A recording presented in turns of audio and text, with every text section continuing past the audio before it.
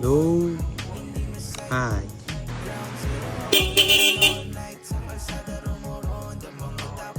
Kamusta natin dito sa CF Moto CLC 450, naka to, Senlo M3.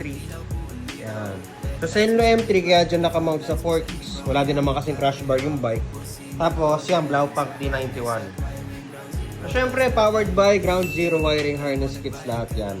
At yung kinabit natin dito sa Senlo M3, yan kasi yung preference ni Bossing, medyo mas malalaki. Siguro nakita ni Bossing itong nasa tricycle. Pero kung saaling gusto niyo ng mas smaller option, yung mga pang mas minimalist look, pwede rin. Papakita natin yung sample dyan sa picture pang CLC. So, yan yung magiging itsura pag yung mas smaller. Nataon lang ito ang preference ni Bossing, is yung medyo malaki. Kaya pakita ko lang sa inyo yung pagkaka-wiring nila master dito. Yun o.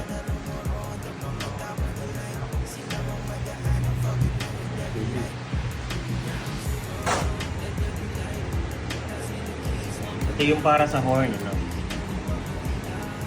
Tapos, ito naman yung sa lights.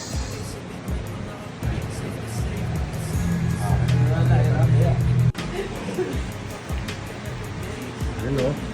Para ma-appreciate nyo gano'n siya kalakas pagka in-action natin sa dilim. Pakitaan ko kayo ng demo sa itong project na same light set yung ginamit. Pala yung Senlo M3 natin. Sa point of view ng rider. Pag off. Low. High. Ayan ha. Senlo M3 lang yan.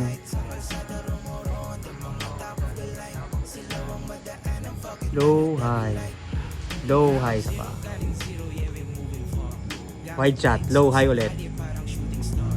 Kung interesado din kayo sa ganyang setup, message lang kayo dito sa page namin and i-assist kayo ng mga page admins natin for inquiries and scheduling.